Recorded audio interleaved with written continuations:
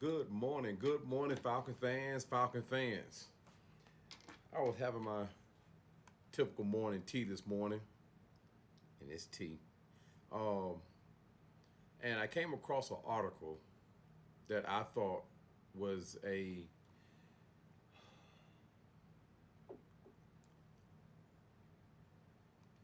me change that, was an outstanding and brilliant move by Arthur Blank. And this move, I'm just going to say and categorize it as being epic. Uh, and knowing where this organization, this football team, and this city has come from, you will understand why I use epic.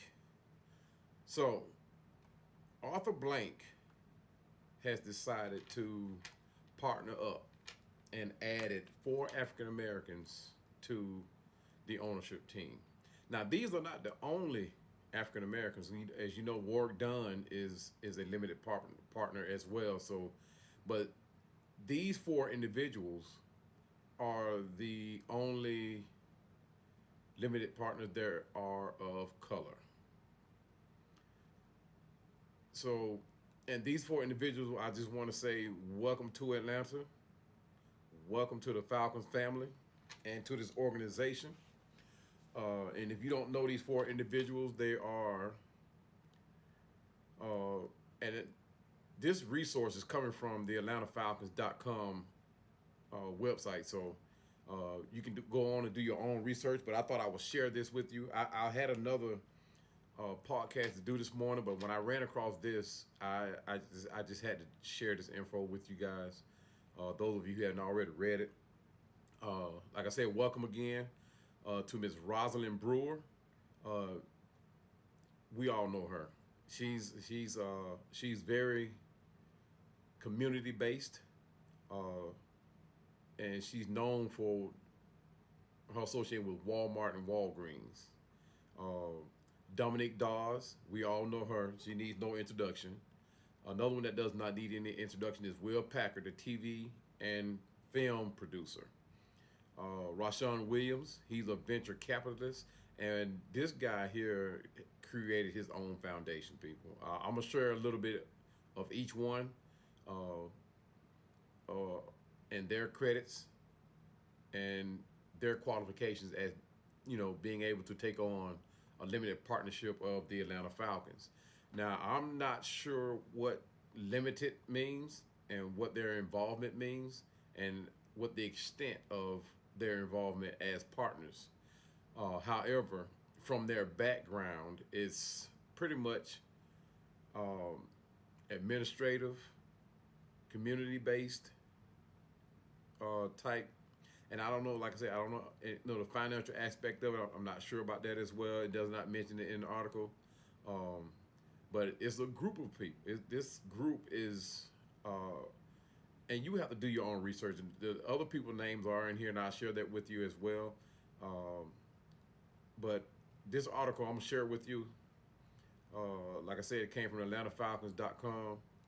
And this reads, Arthur Blank, the Atlanta Falcons owner and chairman, today announced the addition of four new limited partners to the organization's ownership group following the approval from the NFL's full ownership league meetings in Nashville. The new limited partners pending final closing of the arguments are Rosalind Brewer, Dominique Dawes, Will Packer, and Rashawn Williams.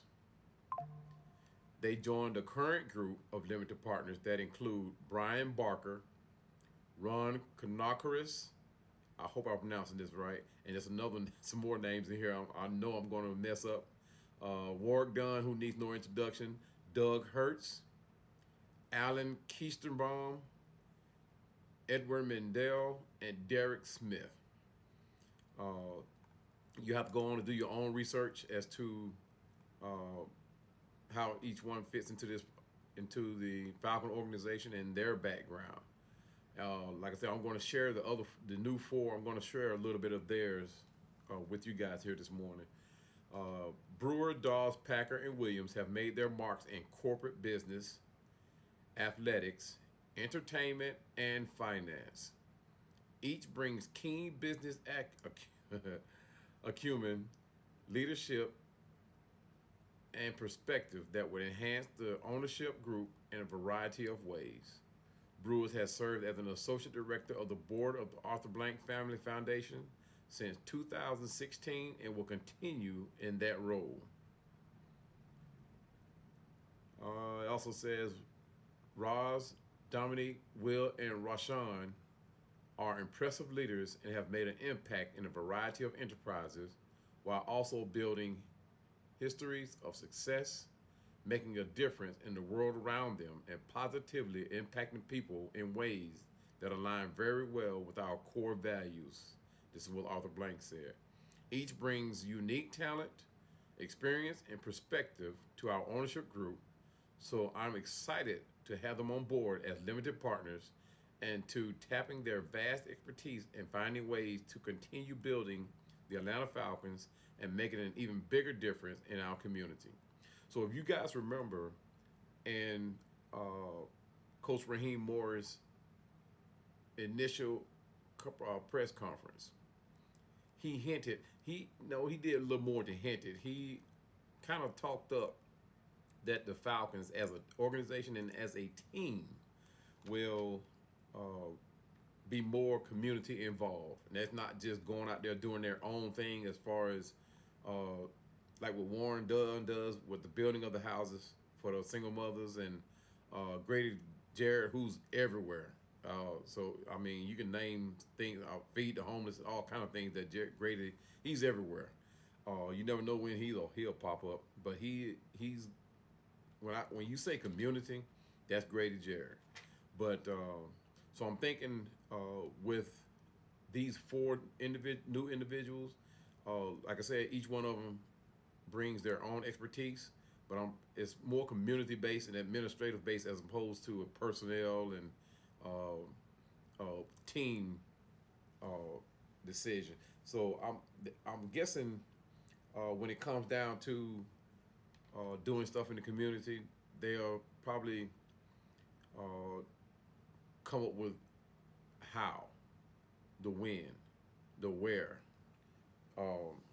So they all gave individual statements. Like I said, I don't know what the limited partnership is and how financially each one is going to be able to be rewarded for this.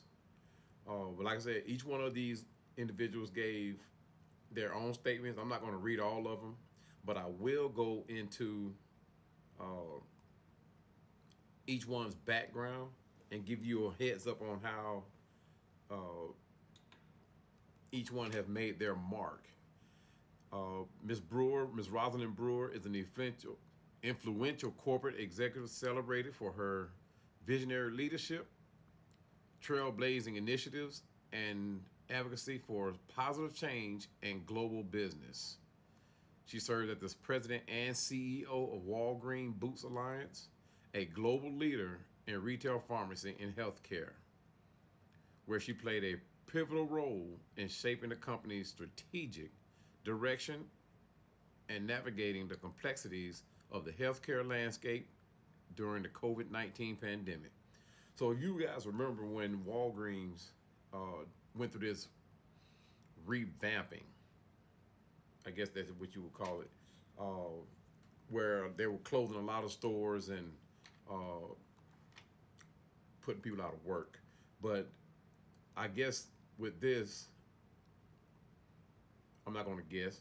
She did have the hand on the stores that are remaining. She's no longer there, I don't think so. But matter of fact, I know so, because Rosalind made an appearance here in Douglasville when I was at Sam's Club. So she's everywhere, and I think this Sam's Club Walmart was post Walgreens. So that is her background. Dominique Dawes, I don't think I need to give her background outside of her athletic. Everyone knows she's a 3-time Olympic gold medalist. there's not a whole lot that, you know.